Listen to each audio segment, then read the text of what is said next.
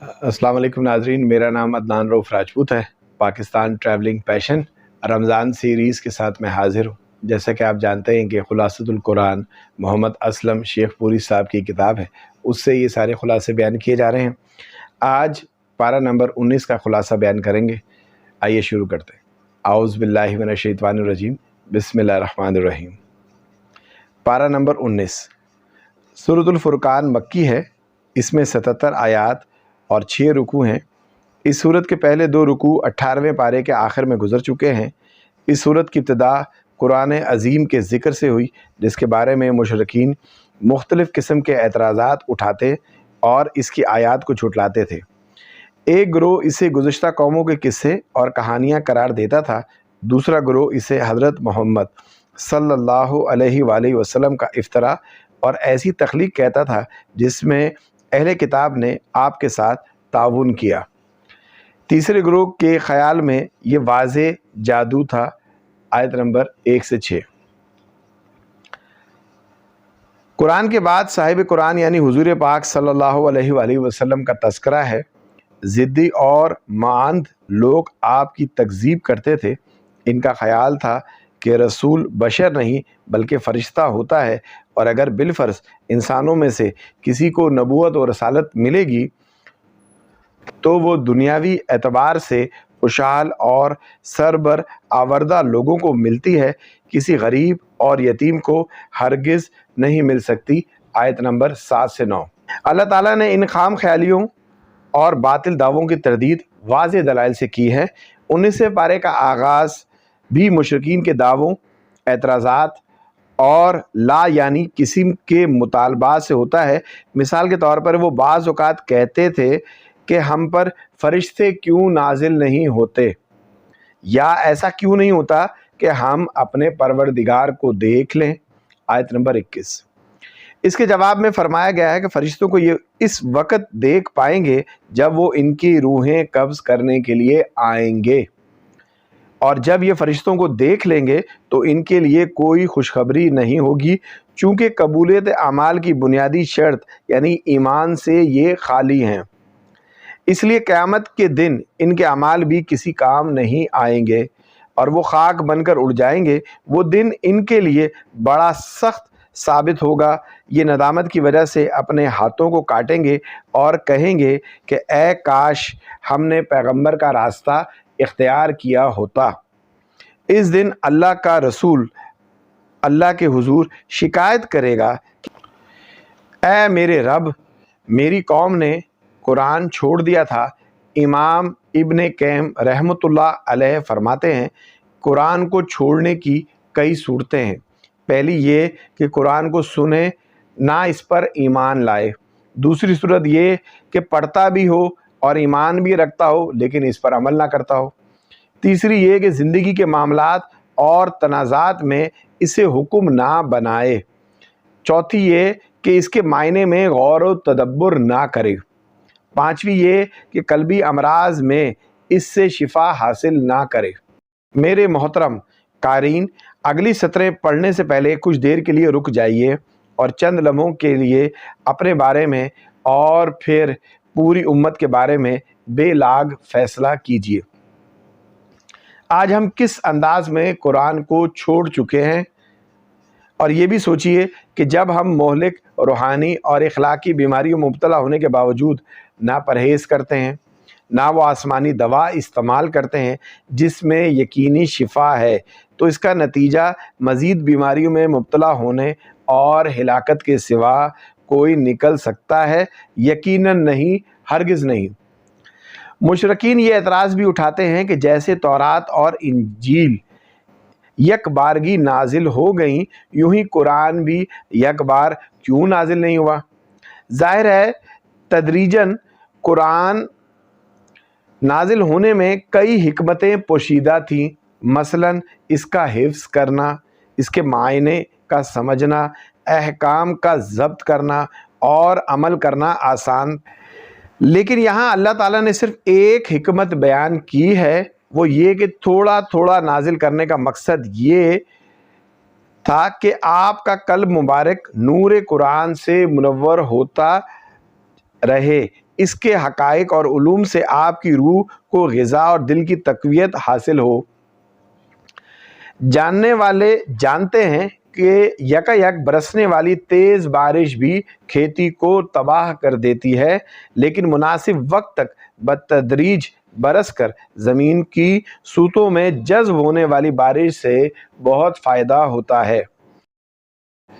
ان اعتراضات کے بعد رسول اکرم صلی اللہ علیہ وآلہ وسلم کو تسلی دینے کے لیے حضرت موسیٰ، حضرت ہارون، حضرت نوح، حضرت ہود، حضرت صالح علیہ السلام کی قوموں کا ذکر کیا گیا ہے۔ علاوہ ازیں اللہ کی قدرت وحدانیت کے دلائل بیان کیے گئے ہیں۔ آیت نمبر 45 سے 49۔ اس سورت کے آخر میں عباد الرحمن، رحمان کے مخصوص بندوں کی 13 صفات ذکر کی گئی ہیں، یعنی تواضع، جاہلوں سے اعتراض، راتوں کو نماز و عبادت، جہنم کے عذاب سے خوف، خرچ کرنے میں اعتدال، نہ فضول خرچ نہ ہی بخل، شرک سے مکمل اجتناب، قتل ناحق سے بچ کر رہنا، زنا اور بدکاری سے اپنے آپ کو بچائے رکھنا، جھوٹی گواہی سے اعتراض، گانے بجانے اور برائی کی مجلس سے پہلو تہی، اللہ کی کتاب سن کر متاثر ہونا اور اس سے فائدہ اٹھانا، اللہ تعالیٰ سے نیک بیوی بچوں کی دعا، اور یہ دعا ہے کہ ہمیں ہادی اور مہتدی بنایا جائے۔ آیت نمبر 63 سے 74۔ آئیے قارئین، اگلی صورت کے مطالعے سے قبل ہم اللہ تعالیٰ سے دعا کریں کہ اے رحیم و کریم، تو محض اپنے فضل و کرم سے یہ 13 صفات ہمارے اندر پیدا فرما کر ہمیں بھی عباد الرحمن میں شامل کر لے۔ سورۃ الشعراء۔ سورۃ الشعراء مکی ہے، اس میں 227 آیات اور 11 رکوع ہیں۔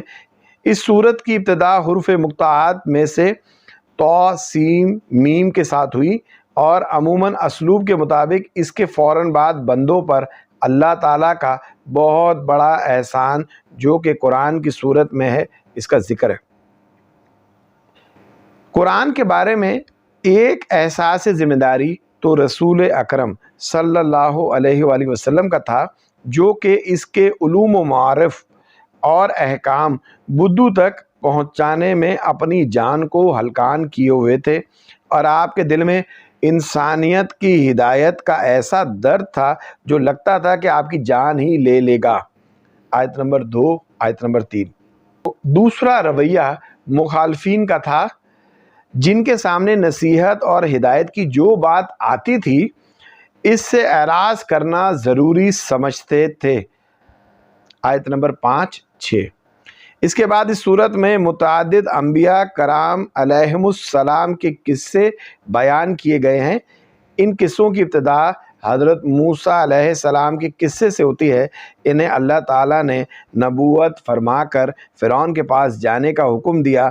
آپ حکم باری کی تعمیل میں کہ اس جھوٹے دعوے دار کے دربار میں پہنچے۔ اس موقع پر فرعون اور آپ کے درمیان جو گفتگو ہوئی، اس کی چند جھلکیاں اللہ تعالیٰ نے سورہ شعراء میں ذکر فرمائی ہے۔ فرعون نے سب سے پہلے اپنے احسانات ذکر کیے کہ فرعون، میں نے تمہاری تربیت کی تھی، موسیٰ تمہیں احسان جتلانے کا حق کیسے پہنچتا ہے جبکہ تم نے میری قوم کو غلام بنا رکھا ہے۔ فرعون نے قتل کا واقعہ یاد دلایا جو اتفاقاً آپ کے ہاتھ ہو گیا تھا۔ موسیٰ، میں نے عمدن قتل نہیں کیا تھا بلکہ غلطی اور خطا سے مجھ سے یہ فعل سرزد ہو گیا تھا۔ فرعون، رب العالمین کیا چیز ہے؟ موسیٰ، رب العالمین وہ ہے جس نے ارض و سما کو پیدا کیا، ان دونوں میں اسی کا حکم چلتا ہے، تمہیں بھی اسی نے پیدا کیا اور تمہارے آباؤں کو بھی اسی نے پیدا کیا تھا۔ وہی مشرق سے سورج کو طلوع کرتا ہے اور مغرب میں غروب کرتا ہے۔ فرعون اول فول بکتا رہا، لیکن آپ نے رب العالمین کی تعریف اور تعارف تفصیل کے ساتھ ذکر کیا۔ پھر وہ دھمکیوں پر اتر آیا۔ آپ نے اسے موزہ دکھانے کی پیشکش کی۔ اس کے کہنے پر آپ نے لاٹھی زمین پر ڈال دی جو کہ اژدہا بن گئی۔ ہاتھ کو کپڑے سے باہر نکالا تو وہ سورج کی طرح چمکنے لگا۔ اس کی چمک سے فرعون اور درباریوں کی آنکھیں چندیا گئیں۔ اس معجزے کو اس نے سحر پر معمول کیا اور آپ کو نیچا دکھانے کے لیے پورے مصر سے نامی گرامی ساحروں کو جمع کر لیا۔ مصریوں کے سالانہ جشن اور عید کے دن ایک بڑے میدان میں لاکھوں کے مجمع کے سامنے مقابلے کا آغاز ہوا۔ ساحروں کی ڈالی ہوئی رسیاں اور لاٹھیاں دوڑتے ہوئے سانپ محسوس ہونے لگے۔ حضرت موسیٰ علیہ السلام نے اپنی لاٹھی ڈالی تو وہ سارے سانپوں کو ہڑپ کر گئی۔ میدان صاف ہو گیا۔ ساحر حقیقت سمجھ گئے۔ فوراً رب العالمین کے سامنے سجدے میں گر کر انہوں نے ایمان قبول کر لیا۔ فرعون کی مار دھاڑ کی دھمکیوں کے باوجود وہ ایمان پر جمے رہے۔ حضرت موسیٰ علیہ السلام اللہ کے حکم سے بنی اسرائیل کو رات کی تاریکی میں مصر سے لے کر نکل گئے۔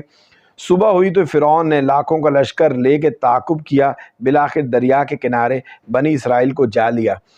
دریا میں راستے بن گئے جن میں سے گزر کر بنی اسرائیل نجات پا گئے اور فرعون لاؤ لشکر سمیت غرق ہو گیا۔ اس قصے سے سبق ملا، بالآخر اہل حق کامیاب ہوتے ہیں اور ظالموں کا مقدر ہلاکت کے سوا کچھ نہیں۔ آیت نمبر 10 سے 28۔ دوسرا قصہ حضرت ابراہیم علیہ السلام کا بیان ہوا ہے، جن کے والد آزر اور قوم بتوں کی عبادت کرتی تھی۔ آپ نے ان کو بڑی حکمت کے ساتھ ایمان و توحید کی دعوت دی۔ اس پر 5 دلائل اور اللہ تعالیٰ کی 5 صفات بیان کی۔ نمبر 1، وہ میرا خالق و ہادی ہے۔ نمبر 2، وہ میرا رازق ہے۔ 3، وہ بیماریوں سے شفا دیتا ہے۔ نمبر 4، وہی موت دے گا اور وہی زندہ کرے گا۔ نمبر 5، وہ دنیا و آخرت میں گناہ معاف کرنے والا ہے۔ ان 5 صفات کے مقابلے میں 5 دعائیں بھی کی جو کمال و ایمان اور صدق یقین کی نشاندہی کرتی ہیں۔ اے اللہ، مجھے فہم و علم عطا فرما، لوگوں میں میرا اچھا ذکر جاری فرما، مجھے جنت میں جگہ عنایت فرما، میرے والد کو معاف کر دے۔ یہ دعا اس وقت کی تھی جب کہ والد کا کفر پر اصرار آپ کے سامنے واضح نہیں ہوا تھا۔ مجھے آخرت میں رسوا نہ کرنا۔ حضرت ابراہیم علیہ السلام کے قصے سے یہ ہمیں سبق ملا ہے کہ انسان کو ہر حال میں اللہ ہی کی طرف متوجہ ہونا چاہیے۔ آیت نمبر 29 سے 104۔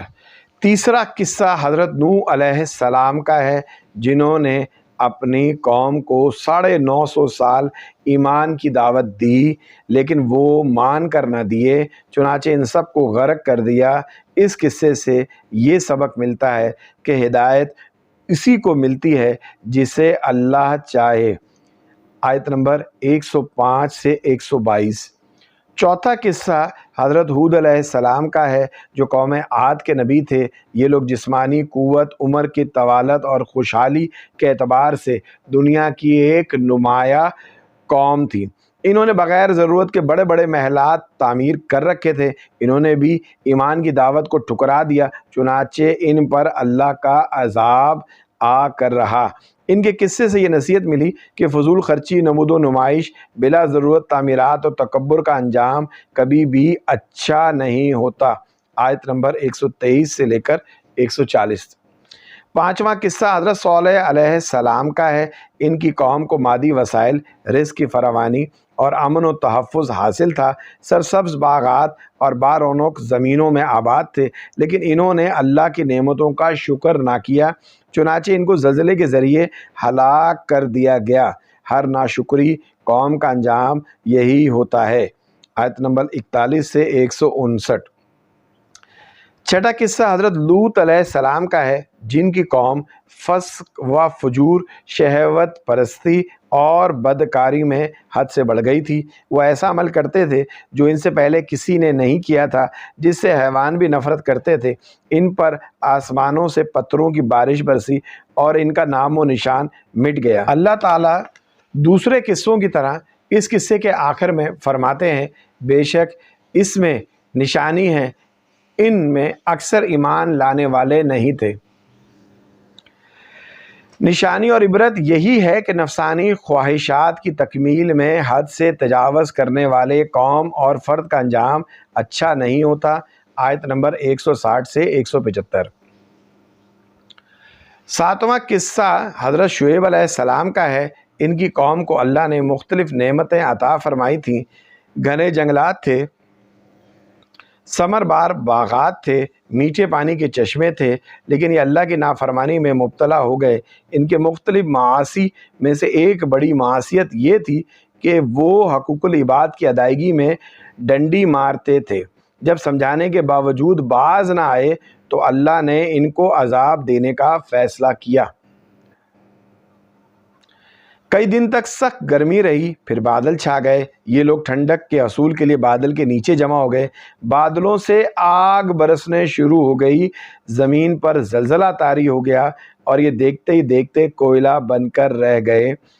कौम शुएब का वाक़या हमें ये सबक देता है कि हकूकुल इबाद ग़स्ब करना अल्लाह के अज़ाब और गज़ब को दावत देने वाला अमल है।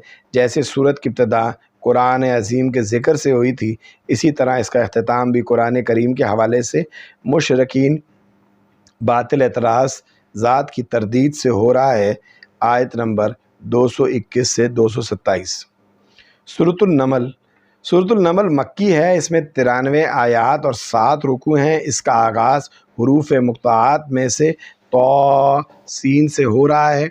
नमल चूंटी को कहते हैं। चूँकि इस सूरत में चूंटी का किस्सा बयान हुआ है, इसलिए इसका नाम नमल है। सूरह नमल की एक खुसूसियत ये भी है कि ये इन 3 सूरतों में से है जो जिस तरतीब से नाजिल हुई इसी तरतीब से कुरान करीम में मौजूद है, यानी शोरा, नमल और कसस। उर्फ़ मुक़त्तआत वाली दूसरी सूरतों की तरह इसकी इब्तिदात भी कुरान करीम के अज़मत और तारुफ से हो रही है। बताया गया है ये उन लोगों के लिए किताब व हिदायत है जो अहले ईमान हैं। आयत नंबर 1 से 3। इसके बाद हज़रत मूसा, हज़रत सालेह, हज़रत लूत अलैहिस्सलाम के किस्सा अजमाली तौर पर और हज़रत दाऊद और उनके बेटे हज़रत सुलेमान अलैहिस्सलाम का किस्सा कदर तफसील से बयान हुआ है। हज़रत सुलेमान अलैहिस्सलाम के लिए अल्लाह ने इंसानों, जिनों और परिंदों को मसखर कर दिया था। वो परिंदों की ज़ुबान भी जानते थे। इनके जो हालात अल्लाह ने ज़िक्र फरमाए, इनकी चंद झलकियाँ दर्ज झेल हैं। एक दिन हज़रत सुलेमान अलैहिस्सलाम का गुज़र अपने लश्कर के साथ चूंटियों की वादी के पास से हुआ तो उन्होंने सुना कि एक चूंटी दूसरी चूंटियों से कह रही थी कि जल्दी से अपने बिलों में दाखिल हो जाओ, कहीं सुलेमान अलैहिस्सलाम और इनका लश्कर बेखबरी में तुम्हें रौंद ना डाले। आपने इसका कलाम सुन लिया। आप मुस्कुराए और अल्लाह का शुक्र अदा किया कि तूने मुझे बहुत सी नेमतें अता की हैं, जिनमें से एक नेमत परिंदों और हैवानों की बोली समझना है। आयत नंबर 18 से 19। हज़रत सुलेमान अलैहिस्सलाम के दरबार में मुस्तकिल हाजिर बाश परिंदों में से एक परिंदा हुदूद भी था। इसने एक दिन आपको मलका सबा और इसकी कौम के बारे में इतला दी कि वो सूरज की इबादत करते हैं। आपने ख़त भेजकर मलका सबा को अपने दरबार में हाजिर होने के लिए कहा। मलका सबा को अपनी मादी असबाब पर बड़ा नाज था, लेकिन जब इसने हज़रत सुलेमान अलैहिस्सलाम के महलात और उनकी जदीद तरीन साजो सामान देखा तो इससे अपनी कुव्वत व ताकत हेज महसूस हुई। चुनाचे इसने इस्लाम कबूल कर लिया। आयत नंबर 20 से 44। हज़रत सुलेमान अलैहिस्सलाम के बाद इख्तिसार के साथ हज़रत सालेह, हज़रत लूत अलैहिमुस्सलाम का किस्सा अल्लाह ताला ने बयान फरमाया है। हज़रत सालेह अलैहिस्सलाम ने कौम को ईमान की दावत दी तो वो 2 हिस्सों में तकसीम हो गई, यानी मोमिन और काफिर। काफिर में 9 लीडर किस्म के सरदार थे जिन्होंने आपस में कस्में खाकर ये तय किया था कि हम रात को अचानक हमला करके अल्लाह के नबी को कत्ल कर देंगे, लेकिन अपने इरादे को अमली जामा पहनाने से पहले ही वो अल्लाह ताला के अज़ाब की लपेट में आ गए और इनका नाम लेने वाला भी कोई बाकी ना रहा। आयत नंबर 45 से 53। हज़रत लूत अलैहिस्सलाम की قوم کی آنکھوں کے سامنے ایسا اندھیرا چھایا اور ان کے دل ایسے تاریک ہو گئے کہ وہ دنیا کی بدترین بدکاری کو اچھا سمجھنے لگے۔ ان کی نظر میں وہ شخص مجرم ٹھہرتا جو اس برائی سے انہیں منع کرتا، اور جو سر سے پاؤں تک اس گناہ کی نجاس میں غرق ہوتا اسے وہ سمجھدار خیال کرتے۔ بالکل وہی صورت تھی جو آج کل ہمیں درپیش ہے۔ نیکی کی راہ پر چلنے والوں کو دقیانوسی اور نامعلوم کیا کچھ کہا جاتا ہے، جبکہ برائی کا ساتھ دینے والوں کو ترقی پسند اور روشن خیال سمجھ آ جاتا ہے۔ جب معاملہ یہاں تک پہنچ گیا کہ ان کی بستیوں کو اٹھا کر زمین پر پٹک دیا گیا اور اوپر سے پتھروں کی بارش بھی شروع ہو گئی، وہ دنیا بھر کے لوگوں کے لیے عبرت کا نشان بن گئے۔ آیت نمبر 54 سے 59۔ الحمدللہ رب العالمین۔ پارہ نمبر 19 اختتام پذیر ہوا۔ اللہ تعالیٰ میرا پڑھنا آپ کا سننا قبول فرمائے۔ اس پڑھنے کے دوران کوئی غلطی ہو گئی ہو، کوئی کمی بیشی رہ گئی ہو تو پروردگار مجھے معاف فرمائے اور مجھے استقامت عطا فرمائے کہ یہ 30 پارے ہم مکمل کر لیں۔ جزاک اللہ۔ اللہ حافظ۔